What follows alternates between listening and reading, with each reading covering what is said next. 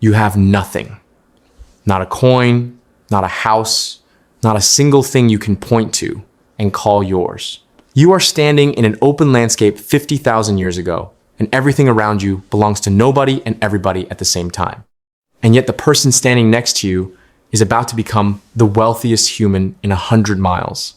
Not by finding gold, not by conquering land, by doing something so simple, it sounds almost stupid when you hear it. They are going to give everything away. This is the story of how wealth was invented, not the story of coins or banks or markets. The story of the very first moment a human figured out how to have more than everyone else, and how that discovery changed the entire direction of our species. Let us start at the absolute beginning. You are a hunter. You wake up every morning with one goal: find food before dark. You have no savings, no backup plan, no property. If you do not find food today, you do not eat tonight. That is the entire economy of your world. But one day, you make a kill, a big one. More meat than you and your family can eat before it spoils. And you face the first great financial decision in human history. What do you do with the surplus? You could try to keep it, guard it, hide it, but meat rots. Predators smell it. You cannot carry it. Keeping it is almost impossible. So instead, you do something that will turn out to be the most powerful financial move ever made by a human being. You walk into the center of your group and you give it away, all of it, to everyone. And in that moment, without knowing it, you have just made your first investment. Every person who receives meat from you now owes you something, not in a formal way, not with a contract, but in the oldest and most powerful way humans have ever tracked debt. They remember. And when they make a kill next week, or find a fruit tree, or catch fish, they will bring some to you first, because that is how it works. That is the oldest economy on Earth. This is what anthropologists call a gift economy. And for most of human history, it was the only economy that existed. The wealthiest person in any hunter-gatherer group was never the one who hoarded the most. It was always the one who gave the most away. Because giving created debt. Debt created relationships. Relationships created security. And security was the only form of wealth that actually mattered when you had no walls and no storage and no way to keep anything safe. The more you gave, the more people owed you. The more people owed you, the larger your network grew. The larger your network, the more you could call on when you needed help, when you were sick, when your hunt failed, when danger came. You were never alone because you had spent years making deposits into the only bank that existed, the loyalty and memory of the people around you. Then everything changed. Around 12,000 years ago, something happened that rewrote the entire logic of wealth. From the ground up, humans began farming. And farming introduced a concept that had never existed before in the history of our species. Property. When you farm, you stay in one place. And when you stay in one place, the land you work starts to feel like yours. You cleared it, you planted it, you watered it, you protected it through an entire season. And when the harvest came, the food that grew from it was yours in a way that a hunted animal never could be. Because you made it. You invested in it. You waited for it. For the first time in human history, a person could point at a piece of ground and say, "This belongs to me." And other people would agree because they had watched you work it. This was the birth of property. And property changed everything about how wealth worked.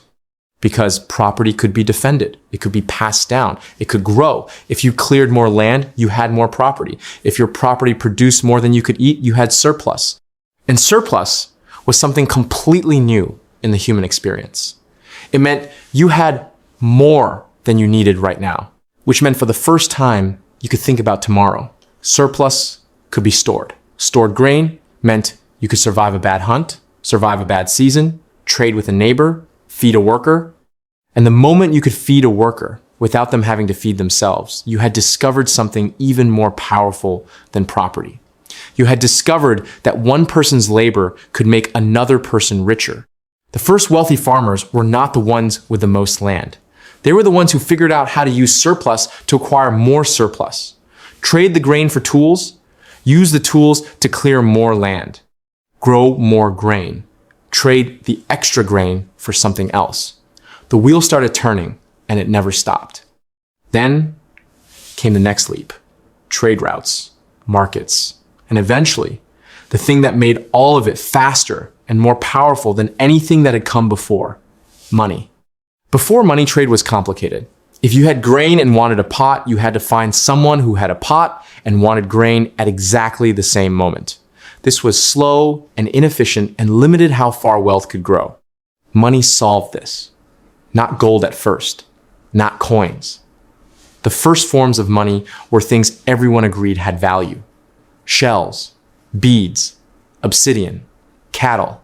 Things that were rare enough to be worth something, but common enough to change hands regularly.